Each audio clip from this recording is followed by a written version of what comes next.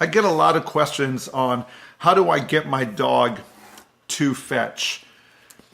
So here's what you're looking at, okay? When I think about fetching for the dog, there's several skills that I want the dog to know. And all of these are going to need to be reinforced.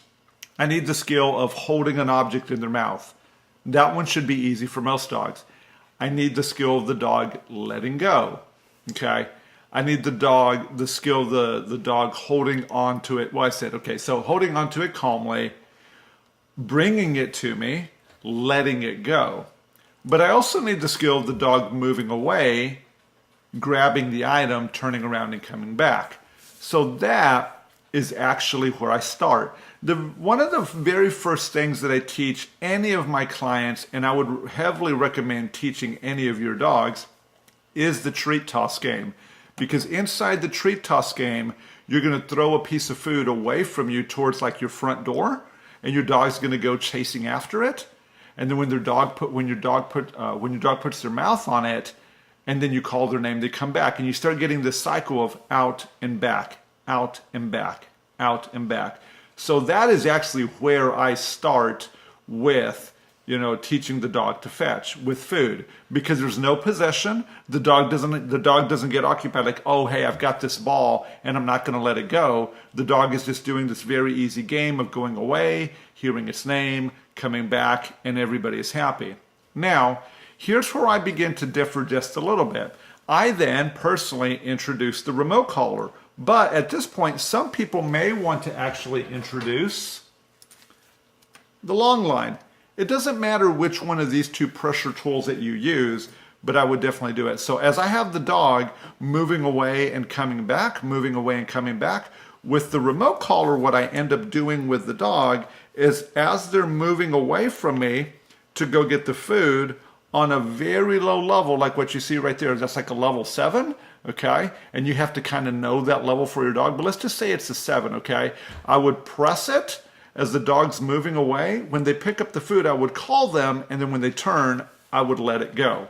So that thing again is, the dog moves away, I press the button, they pick up the piece of food, I call them, they turn, I let go.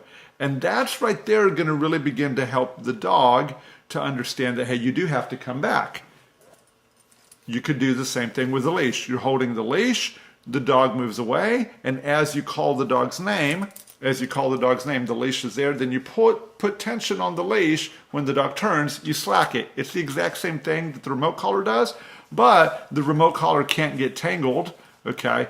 But the remote collar can't give you physical control like the line, so there's a little bit of trade-off right there. So I start that to teach my dogs to fetch.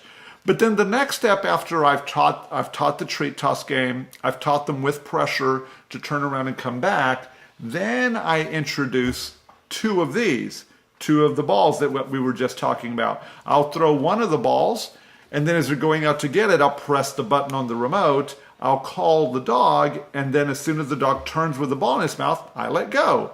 When they come back, I have a second ball, I throw that one. Are you starting to see the pattern there? The dog's going out and back, and every time that I call the dog, right before I do it, there's a little bit of pressure. We call, the dog turns, the pressure goes away. But there's always reward for the dog when they come back. There's no pressure, there's a lot of praise, and then they get a chance to chase after another ball. And as you begin to do this, you're going to see your dog be like, oh, wow, I really, really understand the game. One thing that I do that I would do for if I was any of you guys, or if you're new to dog training, is I would actually have just a short leash on the dog. If you're not going to use the long leash or even the remote collar, I would just go about and have a leash on the dog to help them if they get stuck. Remember, as you're teaching this, to keep your patience with your dog, because it's very easy, like you really want them to do it and you're kind of frustrated that they're not learning it.